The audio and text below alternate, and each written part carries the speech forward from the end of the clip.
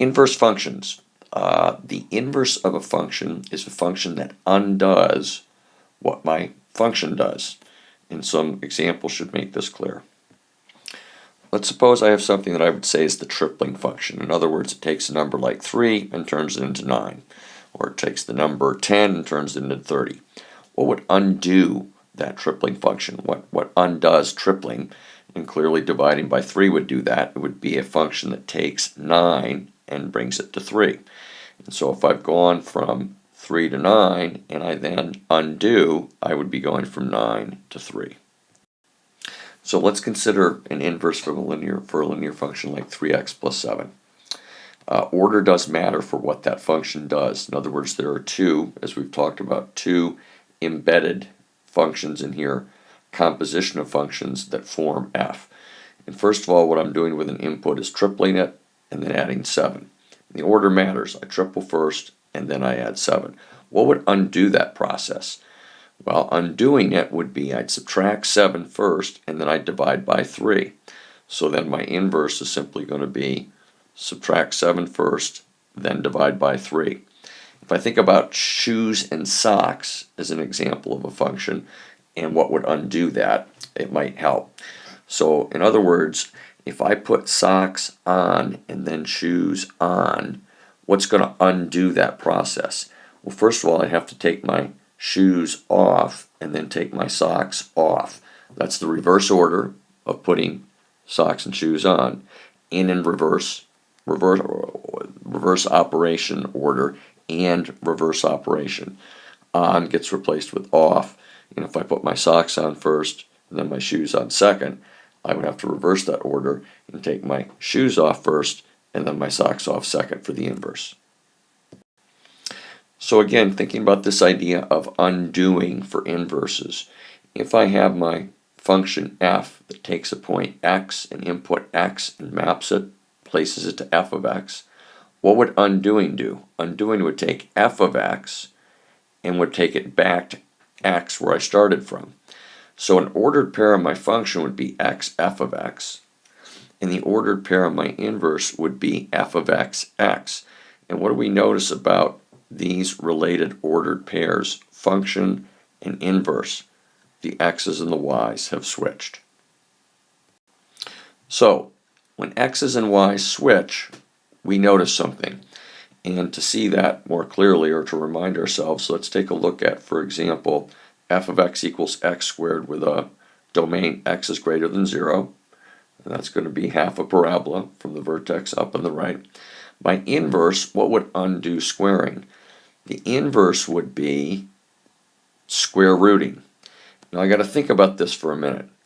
If I'm going to square root, which square roots am I going to get if I've restricted my domain here for my function x is greater than or equal to 0? I'm going to get only the positive roots. So my domain is going to be x is greater than or equal to 0 clearly, and my range is only going to be positive square roots here. And if we switch x and y, we're going to get symmetry about the line y equals x. At least that's what seems to be happening here when we graph our function in its inverse. In this case, x squared and the positive root of x. So let's investigate that idea a little more, why we have symmetry about the line y equals x. We said we have, if we've got a point AB on a function, the inverse will have the point BA. And furthermore, if I look at the segment connecting AB and BA, the point on the function and the point on the inverse, if I look at the perpendicular bisector of that segment, let's see if we can come up with that equation. The slope of this will be b minus a over a minus b, or negative 1. And so therefore the slope of the perpendicular to that will be the negative reciprocal of negative 1, which is positive 1. So then I'm looking at the slope of this line is going to be positive 1. The midpoint of this segment is going to be a plus b over 2, a plus b over 2, or I've got the x and y coordinate the same. And if we think about that for a minute, I've got to then have a line with slope of 1 in the first quadrant here, passing through a point whose x and y coordinates are the same. And let's just call those C comma C.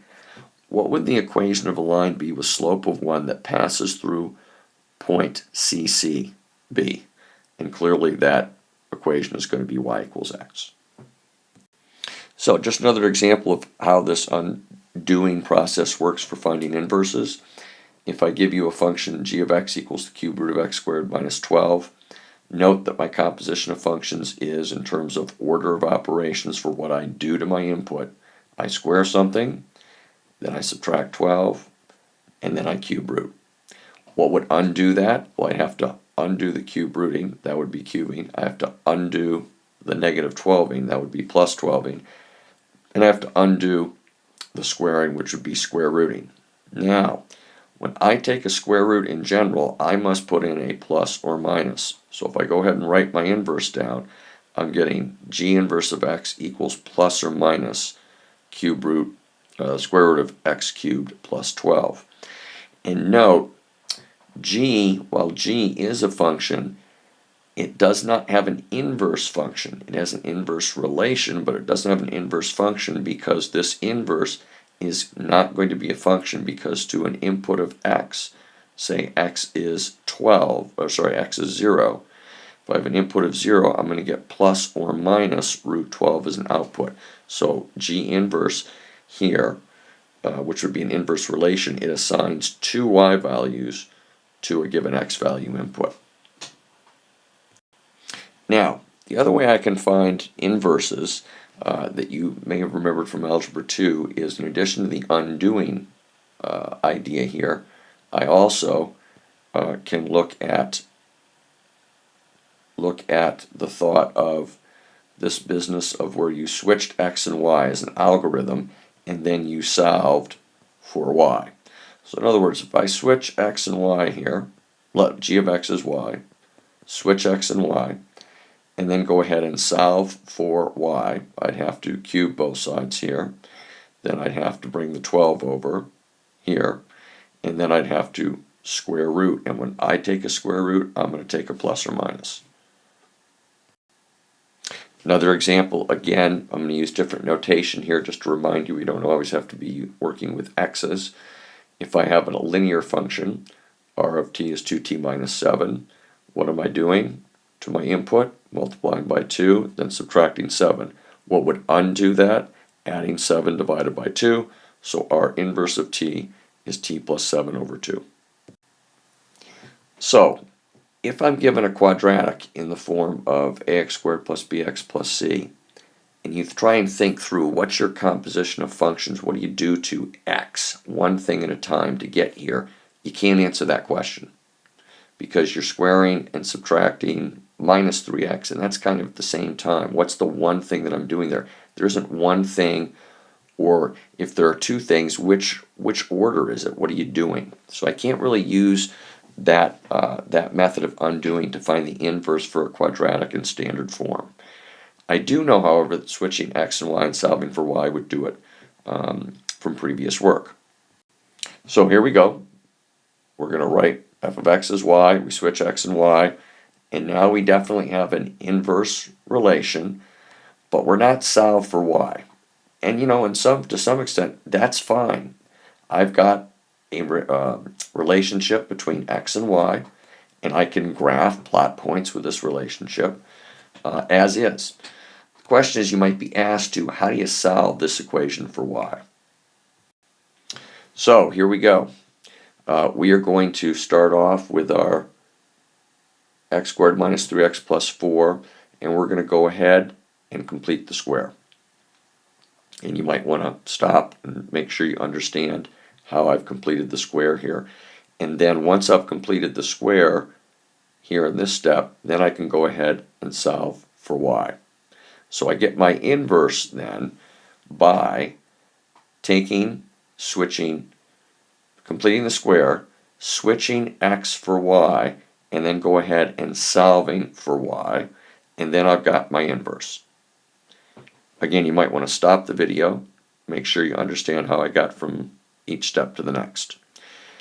If I've done that, I also can look here after I've written another way to look at it, after I've written in vertex form, what am I doing? At this point, if I've completed the square and written in arguably vertex form, can I look at an operation? What do I do to x? And the answer is yes, I can. I subtract 3/2, then I square, and then I add 7/4. What would undo that? Subtract 7/4 plus or minus would undo the squaring, and then adding 3/2. And if I look down what I've got here, let's see, subtracting the 7/4, taking the square root, and then adding 3/2. So as long as I'm in vertex form here for a parabola, I can then go ahead and find that inverse quickly and easily. But if I'm in standard form, I've got to do some manipulation to find that inverse. So again, to emphasize, in general, quadratic functions do not have an inverse unless their domain is restricted so as to pass the horizontal line test for inverses. Viewed as a relation, however, quadratics do have inverse relations. So let's talk about that horizontal line test for the inverse of a function that you may have seen before in Algebra 2. You have a function, let's say we have x squared. If we have a horizontal line that passes through the function in two places, for example, if I look at y equals 2, that horizontal line is going to intersect the function in two spots.